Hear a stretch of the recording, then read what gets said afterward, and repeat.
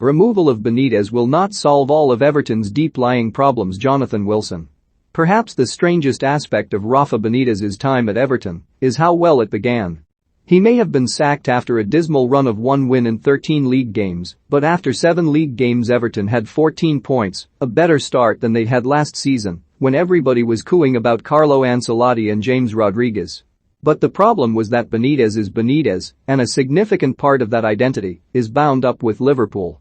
Whatever Benítez's qualities as a coach, he was never likely to be afforded much patience by fans if things went badly. Benítez will probably argue he was undone by a series of key injuries, most notably Dominic Calvert-Lewin and Yerry Mina, while Abdoulaye Doucouré has not been the same since his foot problem. Any side would be affected by the loss of its spine, but in Everton's case, those absences expose deeper lying, almost existential issues.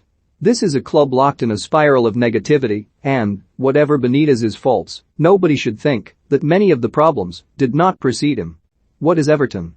Since Roberto Martinez departed in 2016, Everton have decided that none of Ronald Koeman, Sam Allardyce, Marco Silva or Benítez are quite for them.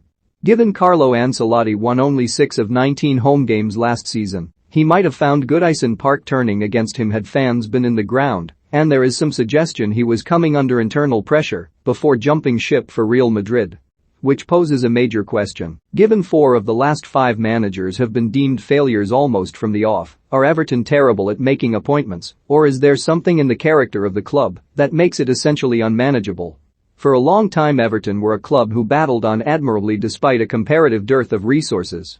Since Farhad Moshiri became the club's owner in 2016, though, there has been a net spend of a little over £200 million. That's not enough to challenge for Champions League qualification, but even after the tap was turned off this summer, the first year of Moshiri's reign, when a cash profit was made on sales, it is not a level of expenditure that should see the club anxiously glancing over their shoulders at a possible relegation fight. Spotrac suggests Everton have the 7th highest wage bill in the Premier League. It's a long time since they have played like it. 2 timeframes need to be taken into account. In the immediate term, Everton were sinking. Defeat on Saturday to a Norwich side that hadn't so much as scored in 6 league games meant Everton have now lost to all 3 promoted clubs this season, and that, understandably, came as the final straw. Was a first relegation in 71 years a serious prospect? Perhaps not, but given how poor their form had become, how shambolic their defending, nobody could claim to be entirely comfortable with just a 6-point gap to the drop zone, even with games in hand. Once middle-aged fans are running onto the pitch to berate a manager, the jig is almost certainly up.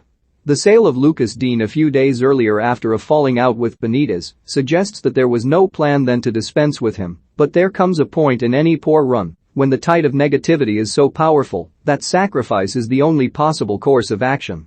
So Benítez had to go. But whoever takes over will inherit an odd mishmash of a squad, patched together over the reigns of 6 managers.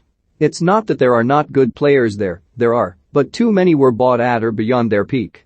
Of course bargains can be found among those cast off elsewhere, but it feels as though there has been a fundamental failure to accept Everton's place in the modern world. Cosplaying being a big club has simply wasted money. Clubs like Everton can thrive only by buying young prospects and then selling at a profit. It's unpalatable, but that's the reality of the financing of modern football for those who are not super clubs. To do that, though, requires a proper structure and a proper philosophy. Under Moshiri there has been none of that, just a club ricocheting between approaches, from modern Dutch to old-school English to emergent Portuguese to Champions League aristocracy to the dour football of 15 years ago.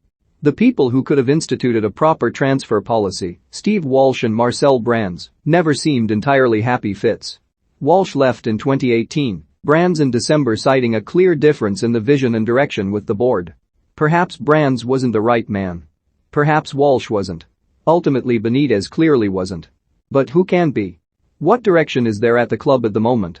A former manager has privately observed that Moshiri is unclear in his own mind, too reactive to the shifting tides of fan and media opinion. But until there is a clear vision it is hard to see how Everton move forward, and that begins with an acceptance of their place in the world.